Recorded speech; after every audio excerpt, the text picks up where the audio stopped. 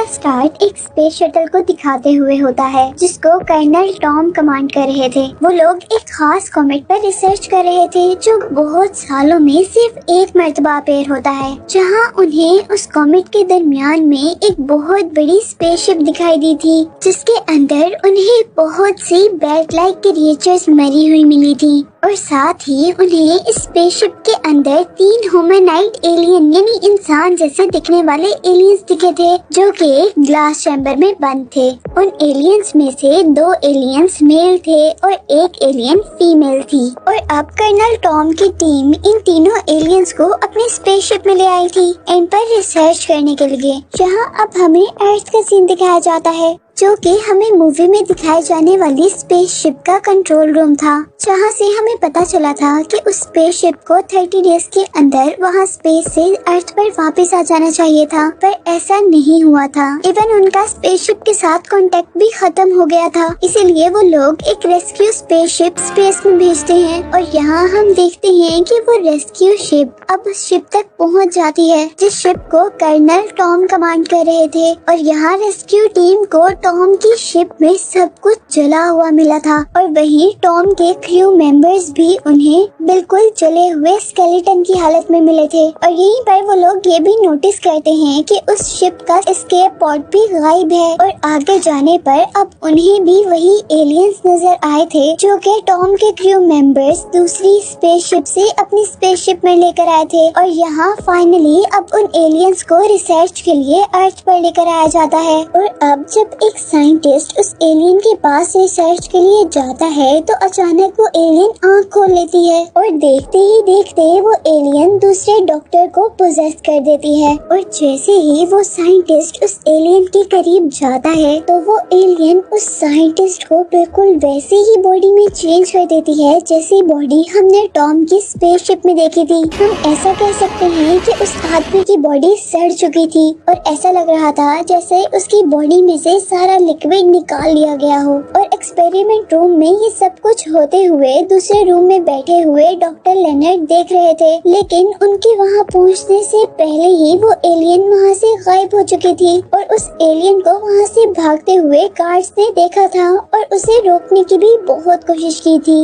लेकिन वो एलियन अपने पावर्स का यूज करते हुए उन सबको डाइवर्ट कर वहाँ से बाहर निकलने में कामयाब हो गई थी। और अब इस बात की हर जगह खबर फैल चुकी थी कि दुनिया में कुछ एलियंस आ गए हैं। और अब यहाँ पर हम एक और कर्नल को देखते हैं जो कि यहाँ एलियंस के बारे में इन्वेस्टिगेट करने के लिए आए थे। और यहाँ रिसर्च सेंटर में उस कर्नल को डॉक्टर फ्लाडा उन एलियंस के बारे में बताते हैं, जिससे हमें पता चलता है कि वो एलियंस एक तरह के वैम्पायर्स हैं। जिस तरह वैम्पायर्स को जिंदा रहने के लिए इंसानों के ब्लड की जरूरत होती है, इसी तरह उन एलियंस को जिंदा रहने के लिए दूसरों की लाइफ की जरूरत थी। वो जिंदा रहने के लिए दूसरों की बॉडी से एनर्जी एब्सॉर्ब कर लिया करते थे, जिस तरह अभी हमने उस स्पेस गर्ल को देखा था जिसने डॉक्टर की सारी एनर्जी एब्सॉर्ब कर ली थी। और अब दूसरी तरफ हम उन 2 मेल एलियंस को भी देखते हैं जो कि स्पेसशिप में उस स्पेस गर्ल के साथ आए थे और यहाँ पर उनको भी होश आ गया था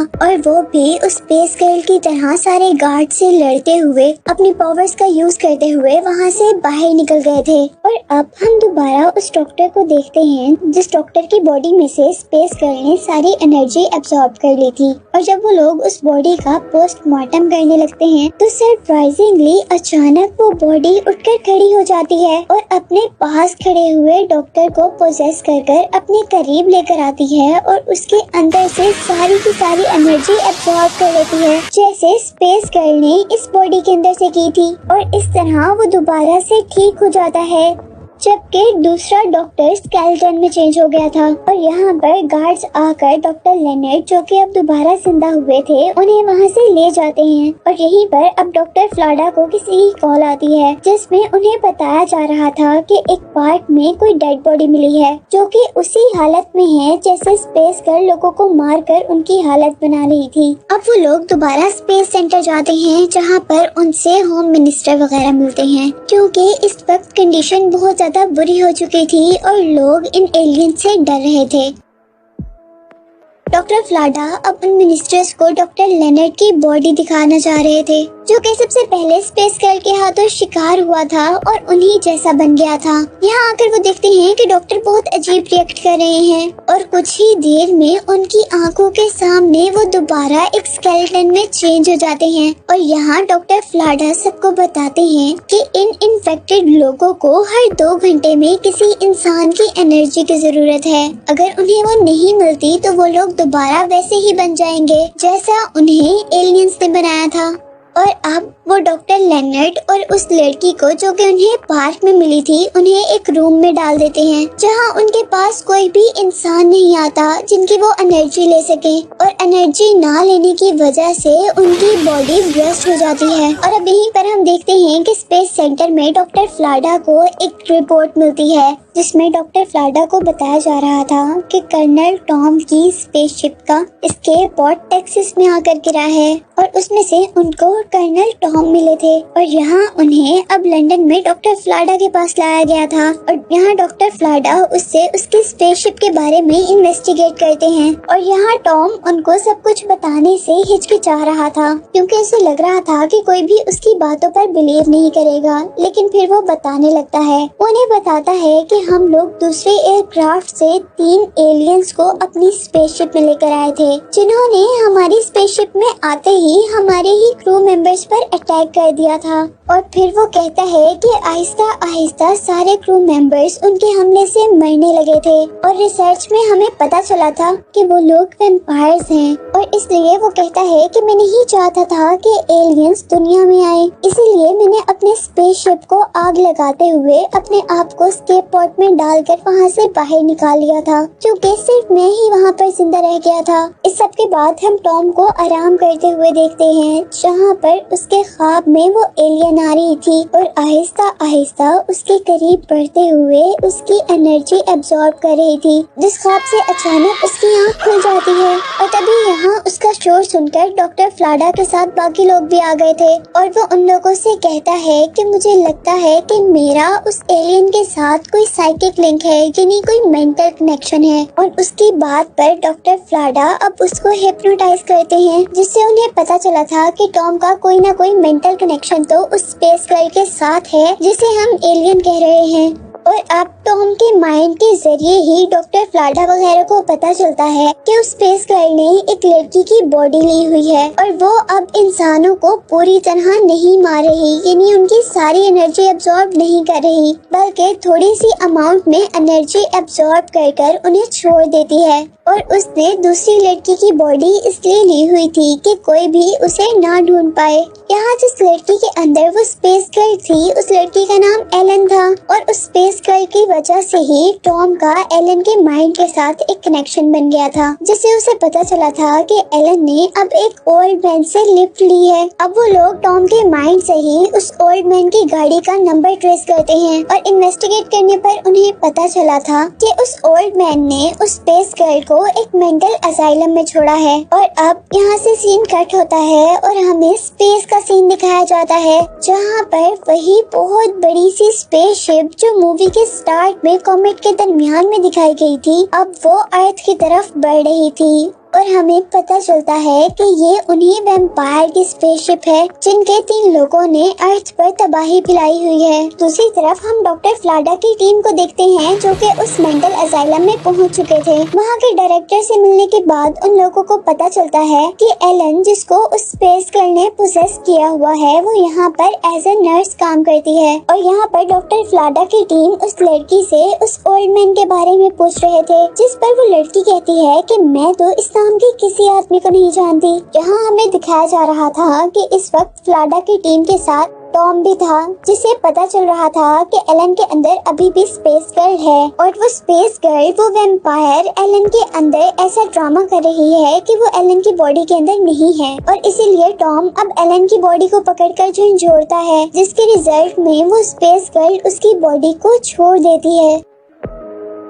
यहाँ टॉम को भी अब पता चल गया था कि वो स्पेस गर्ल, वो वैम्पायर इसकी बॉडी से निकलकर किसी और की बॉडी में गई होगी। और यहाँ अचानक वो इस असाइलम में रहने वाले पेशेंट का नाम ले देता है, जिसका नाम उसे यही स्टाफ से पता चला था। और उसके पास जाने पर अब टॉम एक इंजेक्शन मंगवाता है उसको लगाने के लिए, लेकिन इससे पहले कि वो लोग उसको इंजेक्शन लगा पाते, टॉम और उसका साथी इस असाइलम के डायरेक्टर को ही पकड़कर वो इंजेक्शन लगा देते हैं, क्योंकि असल में वो स्पेस गर्ल पेशेंट की बॉडी में नहीं बल्कि डायरेक्टर की बॉडी में गई थी और उन्होंने उसको डाइवर्ट करने के लिए ये एक ड्रामा किया था। यहाँ अब टॉम वहाँ के डॉक्टर से 3 और इंजेक्शंस मंगवाता है जो कि मेंटल लोगों को कंट्रोल करने के लिए थे, लेकिन इस टाइम वो वैम्पायर को बॉडी के अंदर कैच करने के लिए यूज कर रहे थे। यहीं पर हम देखते हैं कि अब टॉम ने ही वैम्पायर को पोसेस कर लिया था और वो वैम्पायर वो स्पेस गर्ल ही डायरेक्टर की बॉडी के जरिए टॉम से बातें करना शुरू हो गई थी। और यहाँ वो बातें करते हुए टॉम पर रिवील करती है कि असल में वो कोई वैम्पायर या लड़की नहीं थी, बल्कि असल में वो वैसी ही बैग थी जैसी मूवी के स्टार्ट में उस स्पेसशिप में उन्होंने देखी थी। लेकिन टॉम के उस स्पेसशिप में आने पर उसने टॉम के माइंड को पढ़ लिया था और अपने आप को उसने उस लड़की में ट्रांसफॉर्म कर लिया था जो कि टॉम की इमेजिनेशन में थी, जिससे हमें पता चला था कि ये स्पेस गर्ल इस वक्त जिस चेहरे में नजर आ रही है वो असल में उसका अपना चेहरा नहीं है, बल्कि वो टॉम की इमेजिनेशन है जिसका उसने रूप लिया हुआ है। यही उनकी बातों के दौरान मौका देखते ही वो स्पेस गर्ल टॉम की बॉडी की भी एनर्जी एब्सॉर्ब करने लगी थी, लेकिन तभी टॉम का साथी आकर उस डायरेक्टर को इंजेक्शन लगा देता है जिसके अंदर स्पेस गर्ल की सोल थी। यहाँ उस स्पेस गर्ल वैम्पायर की एनर्जी तो डाउन हो गई थी, लेकिन उन्हें एक रिपोर्ट मिली थी जिसके अकॉर्डिंग उन्हें पता चला था कि ये सब कुछ जो हो रहा था, यानी वो लोग शहर से दूर यहाँ तक जो आए हुए थे, ये सब कुछ स्पेस गर्ल की एक चाल थी ताकि वो सारी टीम को लंदन से बाहर ले आए और उसके दूसरे मेल साथी लंदन पर अटैक कर सकें। और ये सब कुछ जानने के बाद वो लोग उस आदमी की बॉडी लेकर जिसके अंदर वैम्पायर थी हेलीकॉप्टर्स के जरिए लंदन की तरफ बढ़ते हैं। और यहाँ प्लेन में उन्हें डॉक्टर फ्लाडा की कॉल आती है कि उन्होंने एक बहुत ही पुरानी पावरफुल शॉट के जरिए उन 2 मेल वैम्पायर में से एक को तो मार दिया है, जिनको उनके साथ बैठे हुए डायरेक्टर की बॉडी में वैम्पायर ने भी सुन लिया था। और वो अब डॉक्टर की बॉडी से ब्लड की तरह निकलते हुए वहाँ से गायब हो जाती है, जिसका टॉम को भी पता नहीं चलता। और अब टॉम अपनी गलती मान लेता है और वो बताता है कि मेरे से ये गलती हुई थी कि मैंने उस फीमेल वैम्पायर को खोल दिया था उस कंटेनर में से जिसमें वो बंद थी। वो कहता है कि मैं अपने आप को कंट्रोल नहीं कर पाया था उसको खोलने से, और उसी की वजह से ही ये सारे वैम्पायर्स आजाद हो गए हैं और दुनिया में आ गए हैं। और वो कहता है कि मेरी ही वजह से मेरे क्रू मेंबर्स भी मरे थे, क्योंकि इस वैम्पायर ने मेरे क्रू मेंबर्स की एनर्जी भी एब्सॉर्ब कर ली थी। और